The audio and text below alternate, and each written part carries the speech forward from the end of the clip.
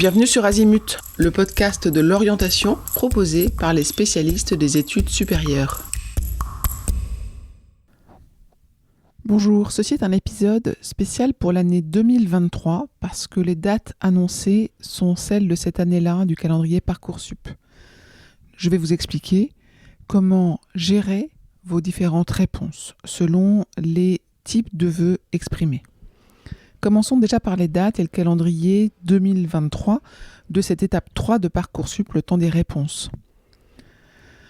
C'est le 1er juin que vous aurez les réponses sur Parcoursup. Vous avez une première étape qui est celle des propositions reçues, donc dès le début de l'étape 3, le 1er juin 2023, et celle du 2 juin 2023.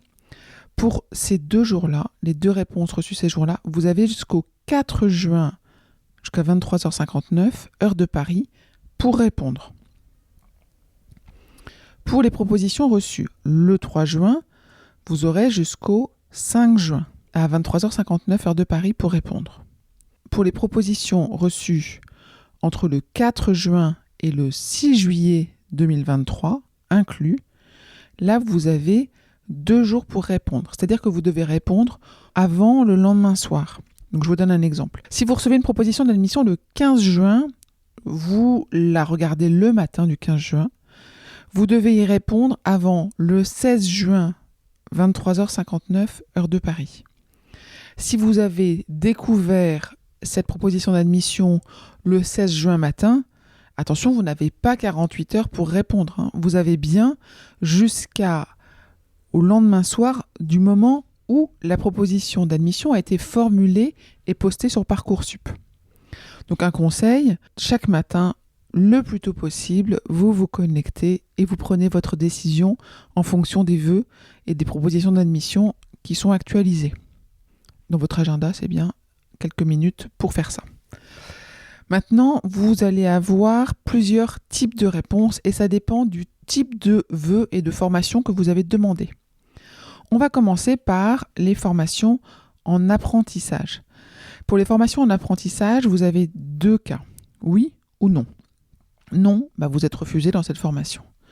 Oui, attention, vous êtes retenu toujours sous réserve de la signature d'un contrat d'apprentissage.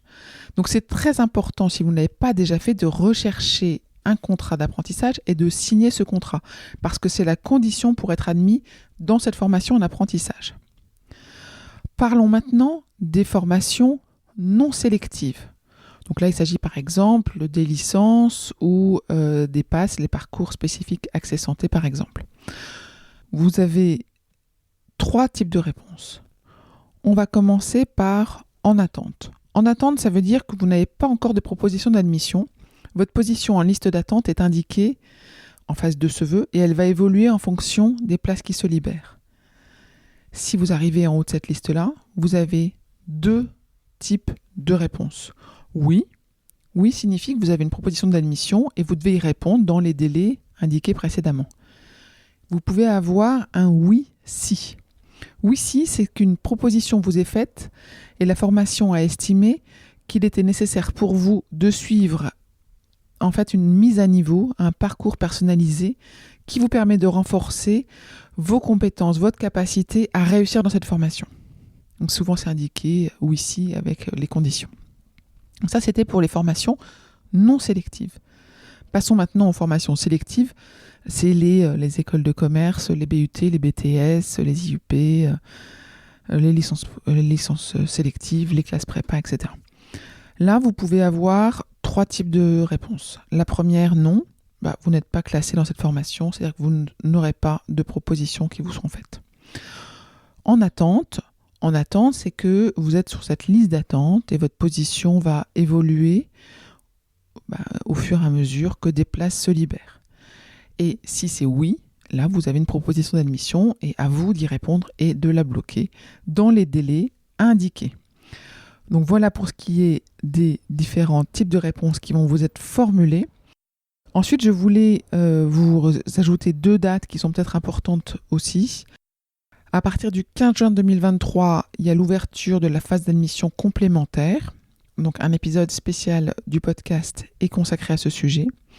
Et puis du 30 juin au 3 juillet, vous devez classer par ordre de préférence tous les vœux en attente. Donc commencez, c'est mon conseil, d'ores et déjà à classer vos vœux, même en attendant l'ouverture de l'étape 3 de Parcoursup. Restons zen, restons calmes, consacrons le temps nécessaire et soyons réguliers. C'est comme ça qu'on va y arriver. Allez, bon courage.